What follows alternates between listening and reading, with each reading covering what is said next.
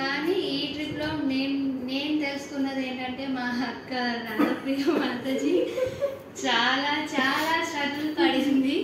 అంటే ఒక్కొక్క భగవంతుడి యొక్క రూపం మన మనసులో ఎలా నిలిచి ఉండాలి అనేది ప్రత్యేకంగా అష్టభుజాల్లో శంఖం ఉంది, చక్రం ఉంది, వాళ్ళు పార్థసారథికి మీసాలు ఉన్నాయి అని ఈచ్ అండ్ ఎవ్రీథింగ్ అక్కడ ఎక్స్ప్లెయిన్ చేసి చెప్పారు.